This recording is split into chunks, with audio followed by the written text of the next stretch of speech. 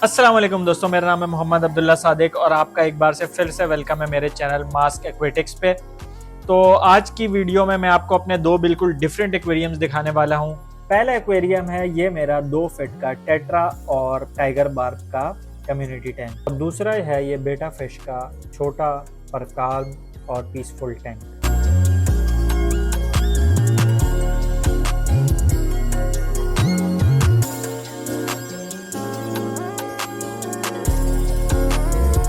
इस वीडियो में हम बात करेंगे fish selection, aquarium setup, feeding, compatibility और कुछ बिगिनर्स के लिए बहुत इंपॉर्टेंट और ज़रूरी टिप्स। सबसे पहले बात करते हैं मेरे इस 2 फीट के एक्वेरियम की। इस टैंक का साइज़ है 2 feet by 1.5 feet by 1.25 feet. इस एक्वेरियम का थीम है फास्ट मूविंग और एनर्जेटिक कलरफुल फिश।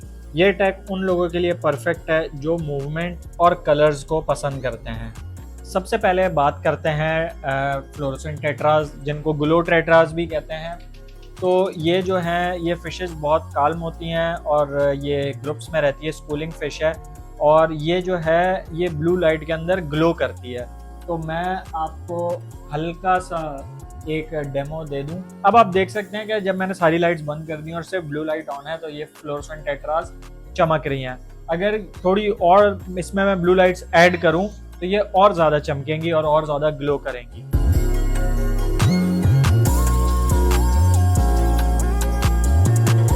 अगर आप बिगनर हो तो आपके लिए टेट्रा जो है वो सबसे बेस्ट चॉइस है, क्योंकि एक तो सस्ती फिश है और ये हार्ड फिश होती है। मतलब ये कि ये किसी भी इन्वायरमेंट में सर्वाइव, मतलब मुश्किल इन्वायरमेंट भी अगर आप दे दो इसको तो ये सर्वाइव कर लेते हैं। जैसे अक्सर बिगनर्स को पता नहीं होता कि पानी के टेम्परेचर्स वगैरह, पानी के पैरामीटर, तो ये उनमें भी सर्वाइव कर जाती है।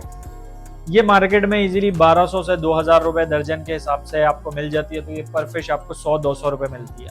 अच्छा, सबसे इंपॉर्टेंट टिप ये है कि टेट्रा को कभी आपने सिंगल नहीं रखना है। टेट्रा और टाइगर बार्ब्स दोनों जो हैं ये कभी सिंगल नहीं रह सकती हैं, ग्रुप्स में रहती हैं। मतलब ये कि कम से कम 6 से 10 हों तो ये सर्वाइव कर पाएंगी, वरना ये स्ट्रेस में आ जाती हैं और मर जाती हैं। दूसरी फिश जो हमारी है वो है टाइगर बार्ब।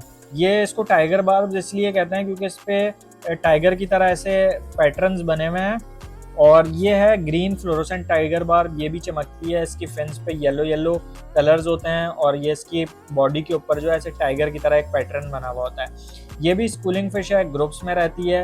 ये एक्टिव स्विमर और फास्ट स्विमर होती है और अगर आप ये लॉन्ग फिन्स वाली मछलियों के साथ अगर इसको रख दें तो ये उनको बड़ा परेशान करती है, निपिंग करती है और जिसकी वजह से दूसरी मछलियाँ स्ट्रेस में आ जाती हैं। तो इसको इसी साइज़ की मछलियों के साथ आपने रखना है और क्या कहते हैं ग्रुप में इसको रखना है। दूसरा ये कि लॉन्ग फिन्स वाली मछलियों के साथ नहीं रखना। अब मैं आपको बताता हूँ कि मेरा इनका फीडिंग शेड्यूल क्या है। एक मैं इनको फीड करता हूँ मॉर्निंग में और दूसरी बार मैं फीड करता हूँ इनको इवनिंग में। ये थोड़ा हाई प्रोटीन फीड है, ये लोकल में मार्केट से लेके आया था। अच्छा, मेरा ये असूल है कि मैं डेली इनको फीड करता हूँ और आपने बिल्कुल बस थोड़ा सा इतना फीड करना है कि मतलब 1 या 2 मिनट के अंदर जो जितना भी खाना है मछलियाँ ख़त्म करते हैं। आपने कभी ओवर फीडिंग नहीं करना। अगर आप ओवर फीडिंग करेंगे तो पानी में नाइट्रेट बनेगा जो मछलियों के लिए बहुत हार्मफुल है।